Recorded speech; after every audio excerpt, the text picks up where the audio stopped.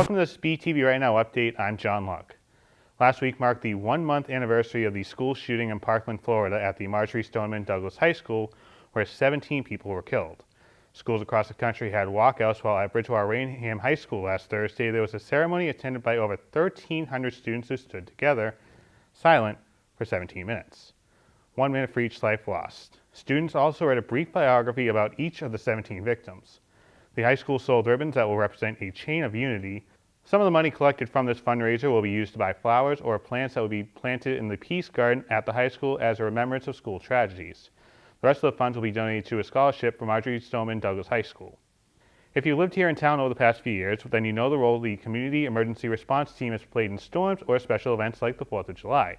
The CERT team has branched out to the younger generation over at the high school. Cody Baker has more. On Thursday, March 8th, a collection of Bridgewater Now High School students gathered to receive their certifications for the Northeast region's first ever Teen CERT program. CERT, which stands for Community Emergency Response Team, is an organization run by FEMA and the United States government that educates volunteers in disaster preparedness. The students were the first graduating class from this pilot program for the Northeast and received high praise from their superintendent, principal, teachers, town officials, as well as their CERT instructors. CERT operates extensively in the southern U.S. and Gulf Coast areas due to the large amount of hurricanes that area of the country deals with, but the program has made its way north, where BR students took the initiative to volunteer for this new program starting in November of last year. Students learn important skills such as CPR, the Heimlich maneuver, first aid, hazmat training, and how to correctly operate fire extinguishers. Despite being new to the region, CERT is already having a positive impact on the New England area. After a series of winter storms had left many in the region without power, CERT operated a shelter at the Williams Intermediate School for those who lost power in the Bridgewater area and provided food, shelter to several hundred residents. Reporting for Bridgewater This Week, I'm Cody Baker.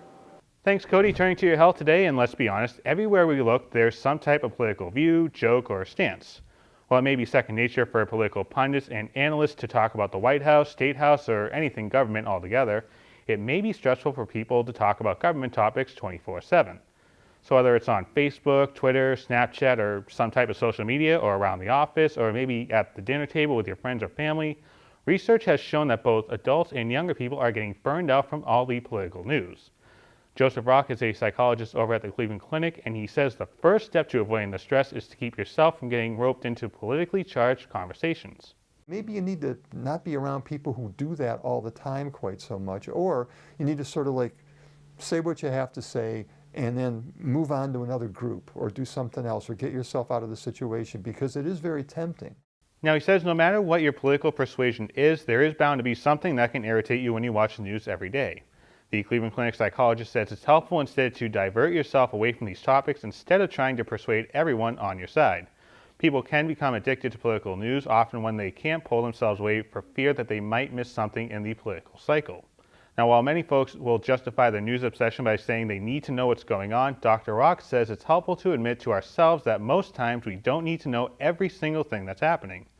He advises people to take responsibility for themselves, so when we're telling others to back off the politics, we should make sure that we're backing off as well. Make sure that you are managing how much you're looking at social media, how much you're reading, especially political posts in different places, and to make sure that it's not taking up a disproportionate part of your life. And once you've done that, you're not going to be as vulnerable to other people coming in and trying to push those buttons.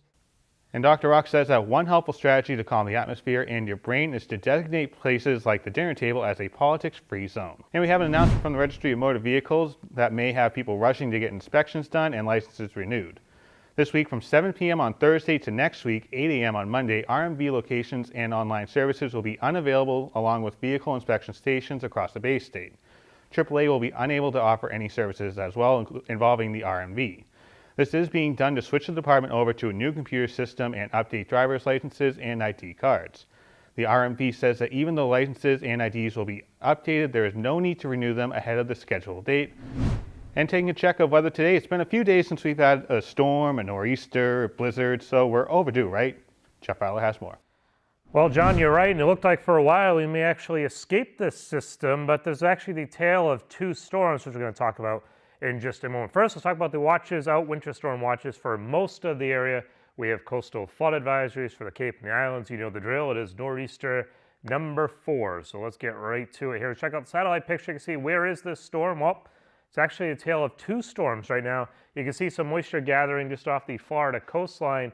That's one system, and the models all weekend kind of thought that that would just move south of New England and that would be it. They are correct. That area will move southwest tomorrow and out to sea, but what they didn't see is right behind me here, this second batch that's kind of holding on and is going to become the main storm system here. And so we do have a blocking high that's going to be moving the first system out to sea, but as we zoom in on the northeast, you can see this second system kind of lags behind, and that's going to gather itself and kind of stall off the coastline of southern New England, and it's just what we've had the last few weeks. Another storm. This may not be as strong as what we saw last week, but still a decent storm system. Now tomorrow, we'll have that first system skirting off to our south. The snow will be confined primarily to central New Jersey, maybe parts of southeast Pennsylvania, and even northern Virginia, so that will not affect us at all. But we have the second system that's going to be forming and moving much closer to our area, and that puts us under the gun here for some more snow and wind